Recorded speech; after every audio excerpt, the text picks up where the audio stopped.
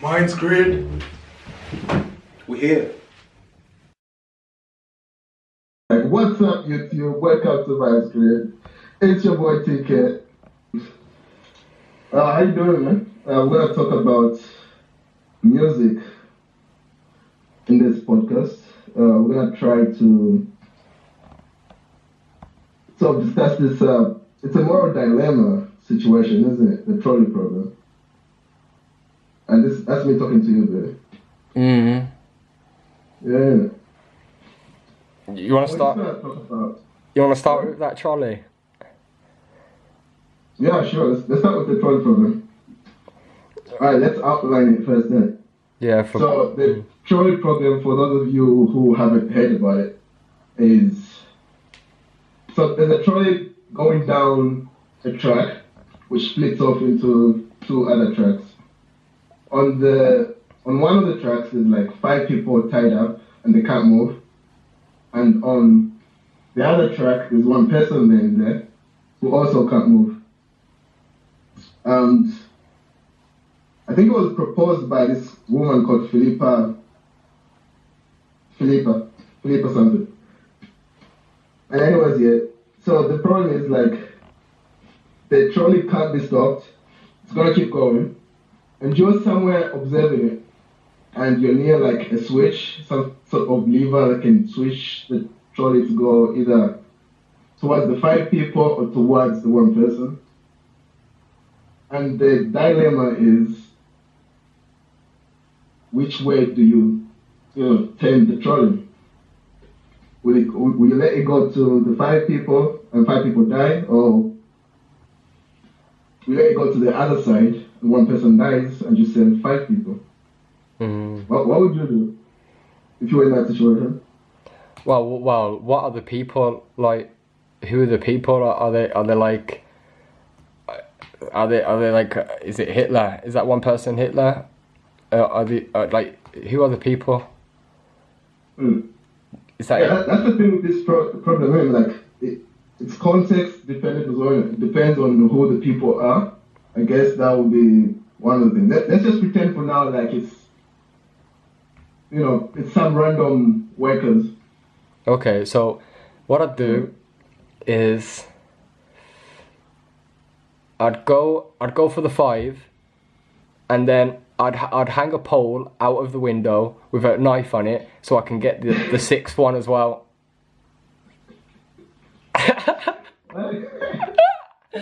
Oh shit! That's from what is the? Have you seen The Good Place? Yeah, I took it from that, innit? Mate, first time I seen that, I laughed my ass off. I was like, that's genius. That's brilliant. And he's like, no, humans are good. Humans are good. Yeah. Humans are what? Good. So obviously, it's logic, isn't it? You're gonna go for the one person, aren't you? But I have seen other ones where there's like a bridge on the top and there's like a fat person there. Oh yeah, that's the variation of it, isn't it? So yeah, so you can push the fat person in front of the trolley, in front of the train, to not kill anyone. But like, why would you kill the fat person? Okay, so again, yeah. So you have to weigh the consequences of your actions, then, innit? So what? Like, are you willing to? I'd say, okay, let's change it again a little bit, right? Because most people would kill the one person to save the 5 people. So let's say the one person was like your friend, and the other 5 were like just random strangers. Then what? And how do you know if your friend how do you know if your friend hasn't just like discovered the cure for cancer? Imagine that. Wouldn't that be fucked if you just killed him? Just kept it on a low though. The best player in your band, so he's got no business looking at cancer cells. Okay, so the logical approach is people would kill the one person, innit? But is it more than that? Is it beyond that? Is it to sacrifice ourselves? Could we, instead of pulling the lever, sacrifice ourselves to save them? And then even in a way, if they were bad people or not bad people. It's the principle and the message behind it that you sacrificed yourself for others to live, which will make the impact, don't you think? You know? But it would make the what? Wouldn't that make the impact that you, even if, let's say, they were murderers or something?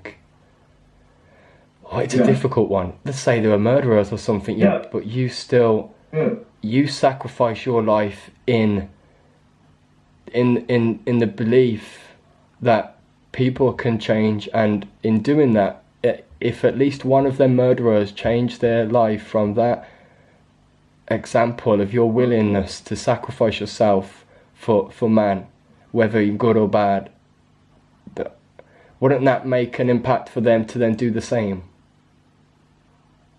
Well, assuming they say this happens and they see you doing it, and say as a consequence of you sacrificing your life, they change their ways.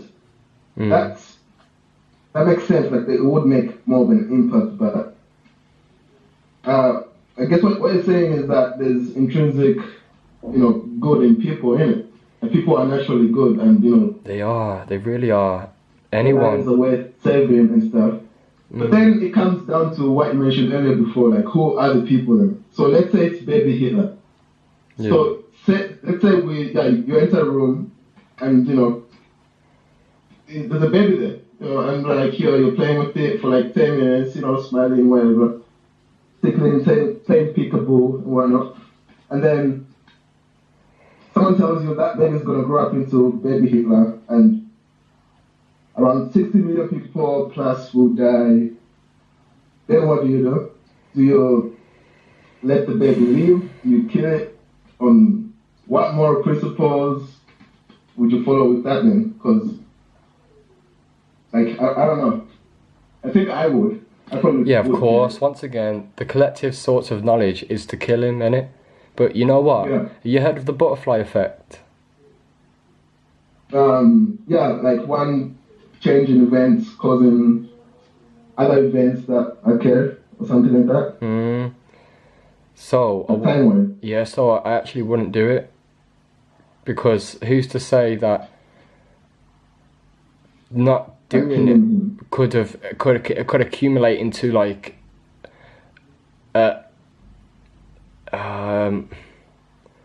more people would end up dying as a consequence of that. Yeah. Like someone else who like a Stalin, a Hitler, and a Genghis Khan put together.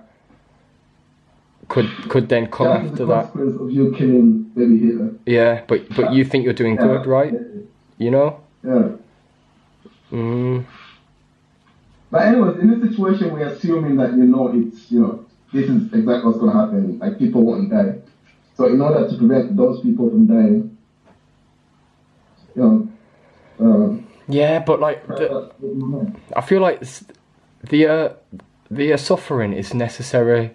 You can't find the order within the chaos without having the suffering, the dark and the light. So we have to experience the collective suffering as well, so we can grow as a nation as a whole as well. Also, it's almost as like, this is slightly off subject, but you know how we have a conscious, an unconscious, and then subconscious.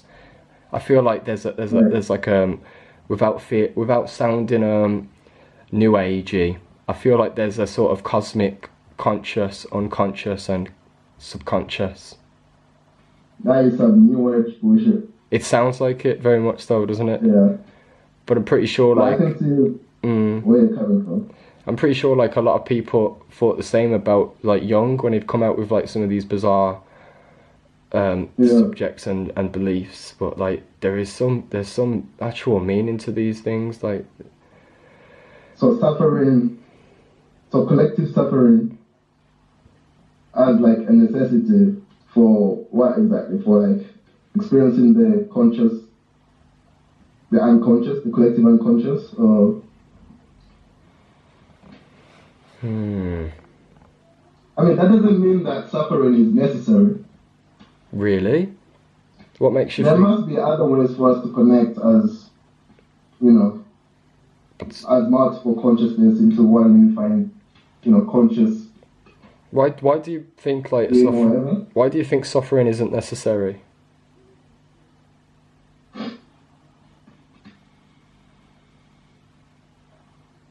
Okay, I think this is me playing devil's advocate a little bit. Yeah. Because on some level, on one level of analysis, yeah, we need to suffer to learn from lessons. Because one way we learn from lessons is like, they are really harsh lessons, isn't it? Like, when you experience pain, you're definitely not gonna forget whatever caused that pain.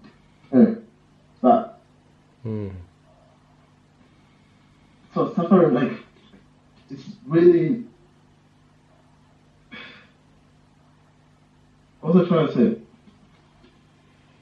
Extended amounts of suffering isn't necessarily if you believe that you've learnt from it. No, because that's actually self-defeating. Yeah, or definitely. Impeding, because you're not really allowing yourself to learn from that.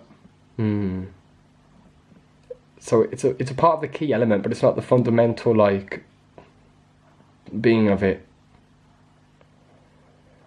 But no, it's not. It's not the full mental being of it. But right now we're kind of just talking about that, anyways. Like we can make some generalizations just on this topic about suffering, because there's more ways to learn, things in life without suffering. Without unnecessary suffering. Unnecessary suffering. That's the one. That's the one. Maybe it takes these moments in history for us to experience as a whole that we don't need any more unnecessary suffering. But what experiences? As like what Hitler did and what the Japanese did, and Genghis Khan and Sterling. All of these people. Sure. But that's knowing. That's going back to the trolley problem. Sort of related to this, like those kinds of people, like psychopaths, find it much easier to push the fat man onto the tracks than anyone else. And it's sort of like the people that are able to make hard decisions, because most people just freeze and not really do anything. Like they just let the trolley go. Like I didn't touch any buttons or push any levers. Therefore, it's not my responsibility. Shit. That is kind of still like your responsibility, because inaction is like not doing nothing is also falling back. The right thing to do. Yeah. It's falling backwards. You can't not do nothing. It's not responsibility. It is. And that's I feel like where most people get lost when they go on these like so-called spiritual journeys and listen to that Eckhart Tolle and live in the now and all that sort of stuff. Yeah, it's okay to live in the now, but once you live in the now, that's when you kind of get an understanding of, okay, so you come into awareness of, we know what's coming, we know we have a future, or we may have a future, so what could we do? What could we do within this now to make it a better what's that word? Prosperous. Thank you. Prosper. Yeah, thank you. Future within that now also. Yeah, and that's like a privilege that we get as humans, isn't it? We know the future exists. Such a privilege. It's such a gift. We have no idea. Such a fucking gift. We have no idea. And I can say we have no idea because you can look at people and you can see how much they believe that if you know what your life is worth, you'd look for it instantly and you'd work towards it. But sadly, the majority, I don't believe they do, because their actions speak louder than words. Yeah, what's that quote? I always like to listen to that quote about actions and words. No, what you do speaks so loudly, I can't hear what you're saying. Can we just pause to take that in? Yeah, innit though? Yeah. What you do. Hey, yo, DJ, rewind that shit. What you do speak so loudly that I can't hear what you're saying. Bam. I don't know who said that. Drop the That's a mic. real glitch. Ralph Waldo Emerson. Check him out. He's a bad man. He was a part of the transcendental movement in the late or early 1700s, something like that. Don't quote me on that though. Think for yourself and do your own research.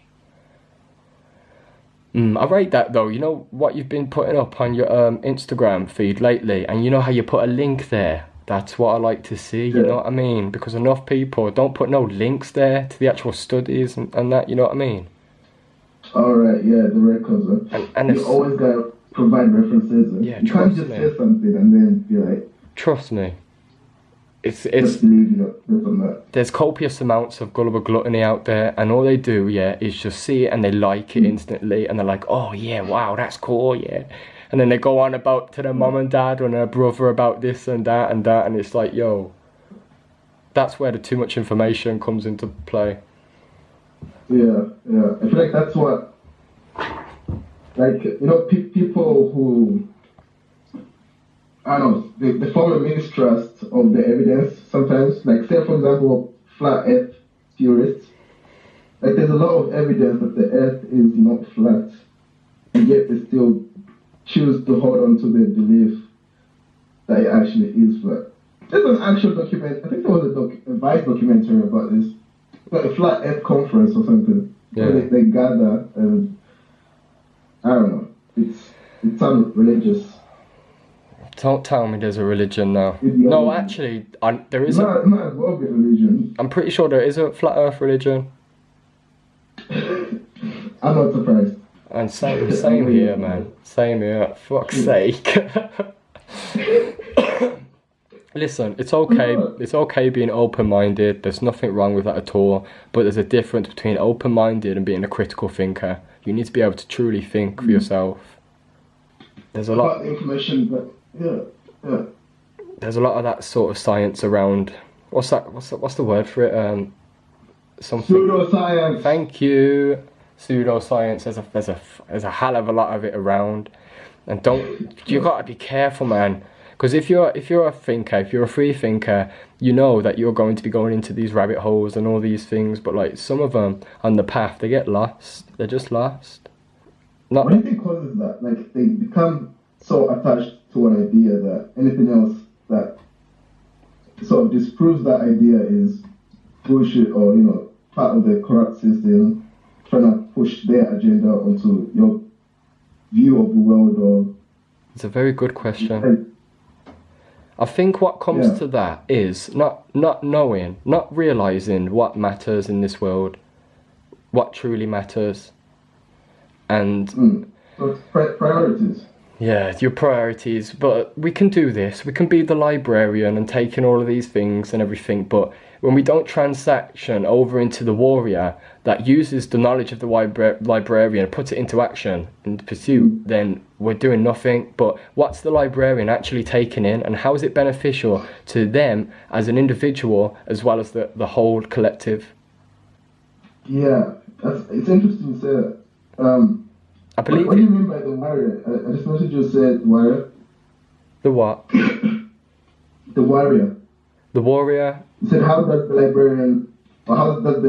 warrior integrate the information from the librarian? With action. The librarian sits there all day, every day, reads, and so-called study. What people think studying is these days, is watching TV with a book open by the side of them, or looking into flat Earth. They think that's studying.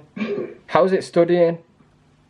How is it studying if you're not evolving as a human being and using that like beautiful gifted talent of what is consciousness to be able to think into the future to create yourself a better well-being and others? How is it going to help? It's not. It's going to create a lot more separation, because all you're doing is falling into the cognitive biases of the group. And then these people are wrong. It's down to a lack of meaning, true meaning of what life is worth. And it's about pointing the finger out to other people, saying like they're wrong and we're right. And when really it's us. We've got to look in ourselves and be like, wait, be like, wait, am I wrong? Could I be wrong? No. You know what I mean? Yeah, that's always a good way to go about things, and like even judging other people as well, like which is basically what you just said, but yeah, like judging other people. So I don't know, someone you think is like really selfish or something. So you point to yourself saying, like, wait a minute, when am I selfish? Or what are the times that I act selfishly? You'll know if you listen to yourself. You will know. It will tell you. It will speak to you all the time. You know when you're doing yourself wrong. Like, don't mug yourself. Don't lie to yourself as well. Like DJ Khaled said, man, don't play yourself. Don't play yourself. Why you keep quoting DJ Khaled? What's up with that? Because he's timeless, man. It may be 2018 or 2025. DJ Khaled will be timeless. He's He's like the god of Snapchat. We are timeless. But anyways, putting, that aside, DJ Khaled aside. How are you saying? Don't play yourself, right? I mean, yeah, but people are really as self-aware of their behavior like that. You were talking about the unconscious and the collective consciousness. Like, people are really not aware of the things that are influencing them most of the time. Yeah, of course. What about our life? So how would you go about helping them become more self-aware? I don't know, introspection, right? That's the way I find it helpful. What's introspection? Becoming more aware. It's just meditating on your thoughts,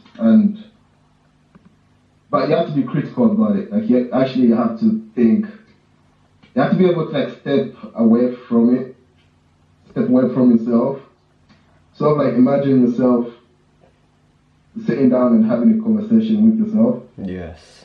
If you wanna do that out loud, just ask yourself something like you said, and you'll find the answers. Yes. That's fine, like. I believe it's more powerful if you speak it out loud. Start asking yourself more powerful questions. How is what you're taking in now serving you and serving others? What is it coming from? Is it coming from love, unconditional love, or is it coming from fear and attachment? Oof. There are only two emotions, but they're disguised in many forms. Many forms. Well, wait, what two emotions that is? I just said, bro. Attachment and fear. The unconditional love. Love and fear. That's what we got. Love and fear. What about hatred? That comes under fear.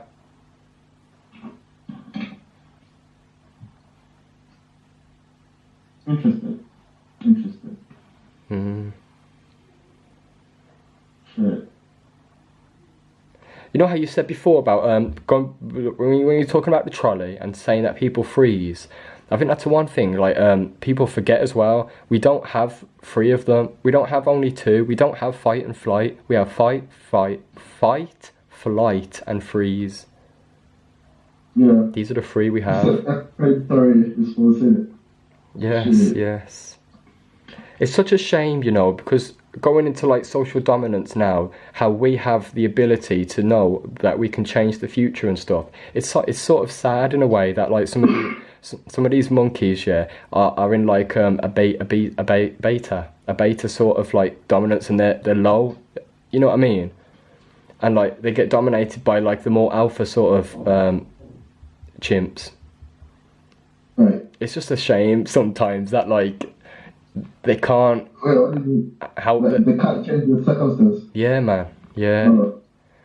So does that speak to like the social roles that people play in? I think we spoke about this, like hierarchies.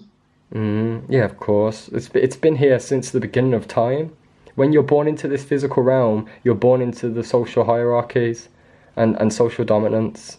You have no choice. Yeah, that explains a little bit. Like, but you can change it though, that's the thing. Unlike the monkeys, the monkeys can change it, obviously. We're fucking monkeys ourselves. But like, you can climb up the social ladder. You have that ability to do that. Like, you have to, not that I know, but you have to, you can take steps to climb up the social ladder. So it's not like it's determined that you will always be a beta or whatever, innit? And if you believe that you're always only going to be that, then take a step back, like TK said, ask yourself these powerful questions and know that you can change it. Are you living in love or fear? When you think you can't change it, you're living in fear still, and there's nothing to be afraid of, trust me. There's nothing to be afraid of at all but fear itself. There's optimists and there's pessimists. You can be nihilistic about it and say there's no meaning and all this sort of stuff, and I have no power or I have no ability to change, and you can play the victim card all your life and try use these substances to escape it, or these addictions to PlayStation games to pretend that you're the alpha inside a PlayStation game, and then all you realise, one point in your life, 40 years down the line, you'll look into this real world and see where you are. You may be an alpha inside your PlayStation game and all that crap, but that's not what it's about. This is the game of life. You got to play this shit. Fuck them other like distractions and that. Create more. You've got to mold yourself, mold or be molded. Yeah, because like as a stepping stone, there's nothing wrong with that. Like, you know, realizing your hero potential by playing games or watching, I don't know, movies or anime. Yeah, don't be too hard on yourself. There's nothing wrong with it, definitely. It's all part of it. It's all part of the whole. Because maybe you needed to see this certain game so you could get the ideology of what that hero is you're playing within the game, so then you can indoctrinate it into your life when you're ready. Yeah. But just remember that the best time is always now. It's when you're ready is always now. Don't think like I'm gonna do it then or next week or on my birthday or New Year's revolution. Do it right now, and you'll build a fantastic rapport with yourself. And that's where the shit is at. Sorry, Lord. You gotta be selfish to become selfless, and then in a way, you don't become selfless once you become selfish. Oh. Shit. That's a lot of words. So I haven't finished. This is just a quick note I said. yeah. I haven't finished reading The Power of Now. I think I started it a while back, but I think was that his main point, that it's important to be in the present right now, and you know, to take action right now as well. So it wasn't like I mean, I don't know, but I imagine it wasn't really encouraging like people to be passive observers of like the things that are happening in their lives. Yeah. And not take like, you know, productive or proactive action, not to change that, innit? I haven't listened to it in a long time, because I normally listen to like audiobooks. I ever listened to it say 3 times or something like that. I stopped. All right, but yeah. In a way, he is trying to get the librarian into the warrior action by telling you to act and then come into the power of now, and then maybe he's trying to get them to come into that acknowledgement, so it brings them into a new awareness where these more empowering questions come from, because that's what happened in the book, isn't it? He came into the new awareness. As he woke up, he was in a suicidal depression. Everything was bad, and then physically, like as a whole, the body, because like the mind isn't just in the mind, in the head, it's in the whole body. There's like an anatomic, I can't pronounce it properly, but it's the anatomic nervous system, and it has more neurological pathways than the actual central nervous system. So how you act literally manifests your reality within mind and body. But I think people are getting it mixed up with this spiritual new age movement, thinking that the mind and the body and the so-called spirit, let's say the spirit is the psyche, is separate, but when really it's whole, it's all one. It's one and the same. So there's no separation between the mind and the body. No. And that was another thing, like with that experiment they did with some people. they had like two groups, 10 on each side, and playing the roles of these chimps. So one group would play the role of the beta chimps, the chimps who would get bullied by the others, and the other one would play like the alphas, and they'd work with their body language and how a depressed person's body language would look, how their shoulders would shriek in, how they'd always be looking at the floor, and then they'd work with like the alpha, the silverback like chimps, how it would fill its space and use its space and bang the shit out of its chest and show its dominance. And in the end, what they wanted to do was give them bungee jumps. So before they was about to do the bungee jump, they practiced the body language that they've been trained with. And with the first chimps, the sad ones, let's say, they took like, some of them took up to a minute to jump, and some of them didn't even jump. But with the alpha ones, they all jumped within under 10 seconds. So the monkeys that were beta hesitated. Is that what happened? Like they hesitated to jump? Yeah, of course. Of course they did. Because they're already... You try putting yourself in a ball, act like you're depressed, yeah, and try think of happy thoughts and be all happy. If you can't do that one, if you don't want to do that one, do the dominance one. Put your hands up high in the air, yeah. Bang your chest and shit, and try feel like you're sad when you do something like that. It's not gonna happen. It don't work.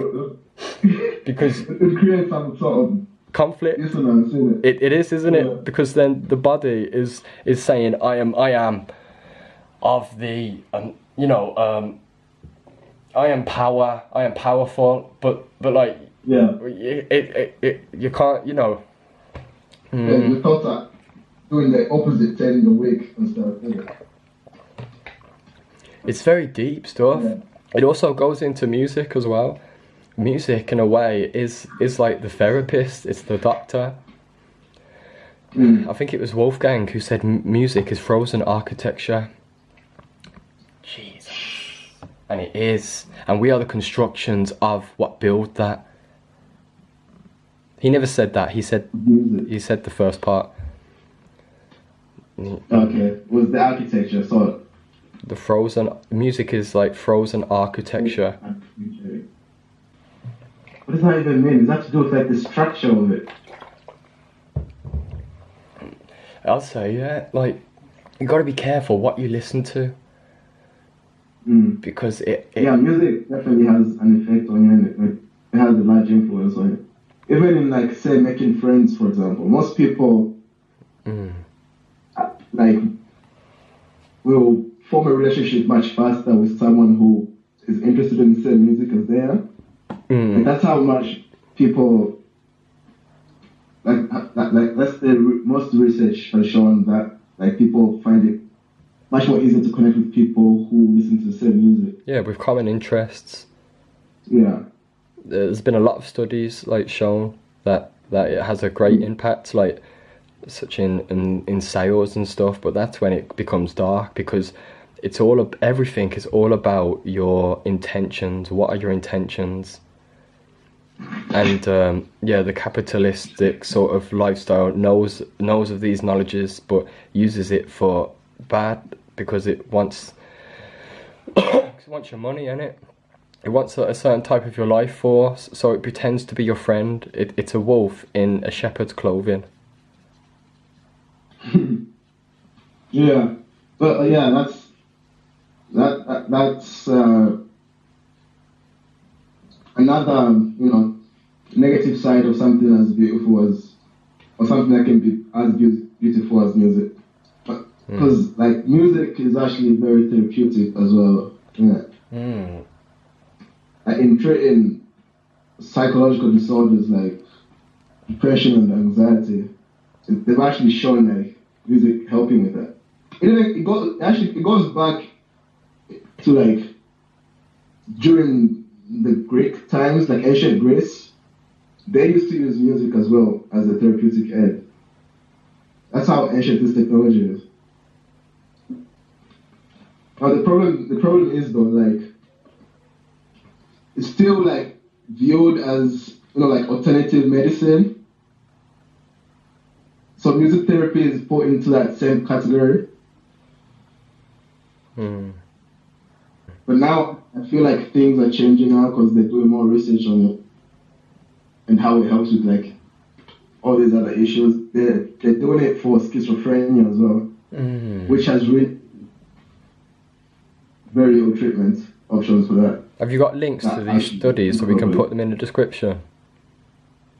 Yeah, if you guys wanna read further on this, we're gonna add some links in the description. In a way, yeah, we are music as well. We have one of the greatest musical instruments, right? Jeez. You know, it is. Trust me. The human voice, that's we have so much power, so much power. It's crazy how much power we have. But when you use it for good and when you're true to yourself, yeah, when you use it for the unconditional love, that's a power unknown to man. That's a power beyond power. There's a hierarchy within power itself. It doesn't even feel right to call it power. But it is above it, like. It is. Well, it's beyond power. Yeah. Beyond. In a way, like our timeline is a song. And how beautiful do you want your song to be sung once you leave? And how beautiful can you make it within every single moment? There's this other study, yeah. I don't know whether this is give me that word again. To that science. Pseudoscience. Yeah, I don't know whether this is pseudoscience. I haven't looked into it for a long time, and when I was looking into it, I was very spiritualistic and la-di-da sort of. Yeah. I'll get a link for the description. I'm gonna have to re-look up the guy. He's a Japanese doctor who did some studies on like water, and his theory is like there's emotion in it, or it carries some sort of intention within. It has effect on the water, and it creates a structure, if you'd like. So the water has intention. Yeah, that's what he believes. Yeah, the frozen architecture within water.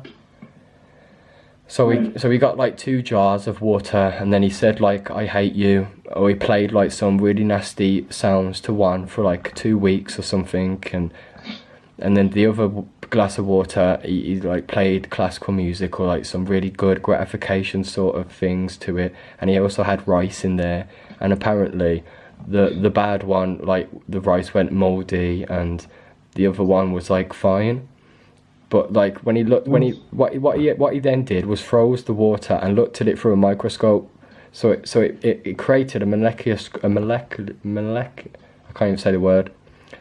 A molecular structure of it, a very small like and crystalline structure. Yeah, the crystalline structure of it. And if you look into it, like it in a way it repeats the sorts of patterns of the sound of vibration. But what's that other thing?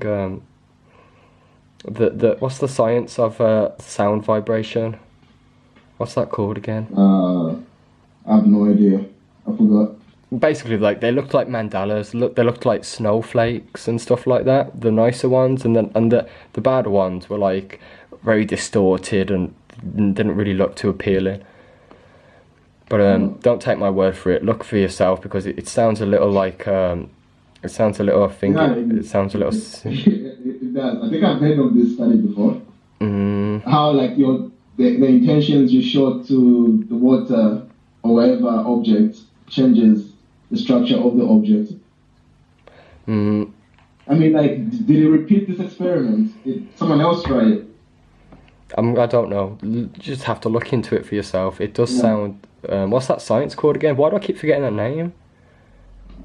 Pseudoscience. When I fall into pseudoscience, it's like, if it's not replicable, because science likes to replicate stuff, right? Yes. Even if it is pseudo.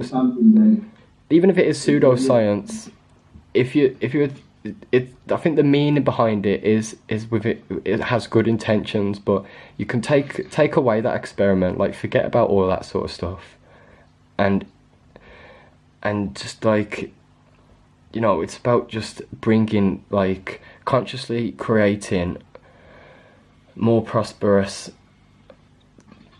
existence for ourselves and the structures that are held within our bodies. And then you can see it from different points of views, because like we are basically like made out of water. We have like a percentage of us is water. Yeah. And then you can think about it like for animals as well, what sort of water they have in and how they feel like when they're about to, you know, lose their life and all that sort of stuff. And then we eat it, and it's like, I don't know, is it necessarily really good for us? And the atmosphere of water within the air around us as well, within the environment. So I'm guessing like the message, I'm guessing, is that good intentions will lead to good outcomes. So, you know, you're talking about, you know, they projected, in the experiment, they projected good intentions towards one sample of water, and they changed the structure into something appealing. Apparently so, yes. And bad intentions, yeah. But taking that sort of, I lost it again. What's that word called? The intention? No, the science. Pseudoscience. Pseudoscience. And mate, gosh, taking the whole pseudoscience aspect out of it, maybe it is that I'm very cynical and not cynical. I am cynical, but skeptical of it. But like T just said, it's about like the intentions. It's, you know what I mean? It's sort of going. It's sort of taking away the belief of it and going back to what are the root emotional cause of the subject. You know? No. Sorry. So after you like look into this for yourself, yeah, without you attaching yourself to it and going around telling people there's crystals in water and blah blah blah, you gotta blah. Yeah, without going on like that, yeah, just take the message of what you just said, and it's about the intentions of what you give out into the world. So just give good intentions. But if you're expecting anything back, it's not truly a good intention. You have to give willingly without expecting anything back. And how we can help them people who aren't necessarily on that sort of path of self-development. We don't talk to them about it. Trust me, you're gonna make it worse if you try telling them they've got to do this and that and that. And no, like. Has that happened to you before? And you tried to, you know. Yeah. Definitely.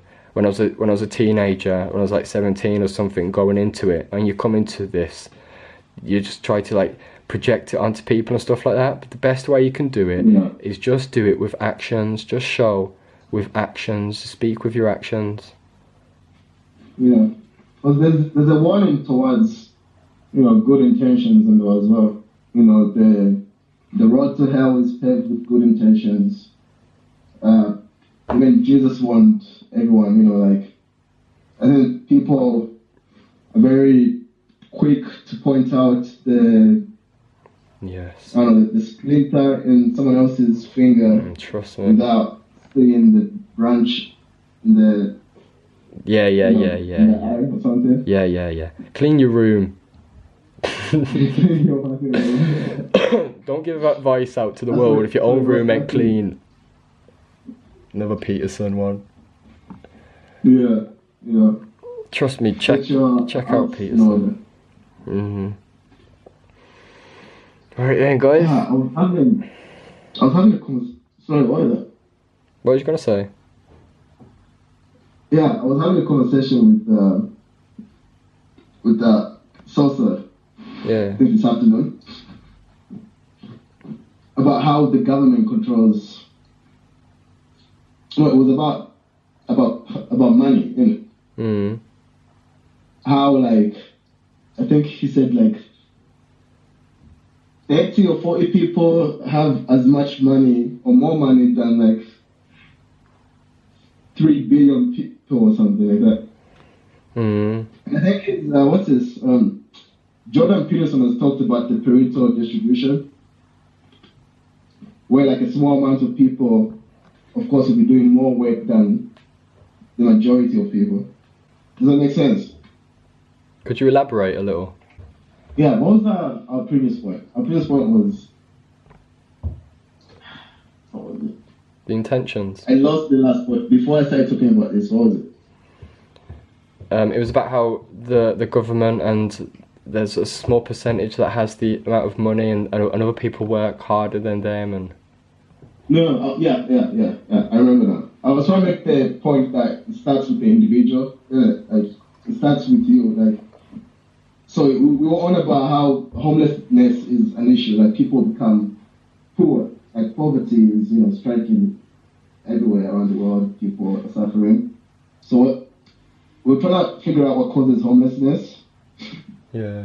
Like, is it the systems in place or is it the individual himself or herself? Very good question. You know what? Sorry guys, but we've already gone over time. So well, good night. We'll have to talk about that subject on the next podcast. Thanks for listening, guys. Peace out.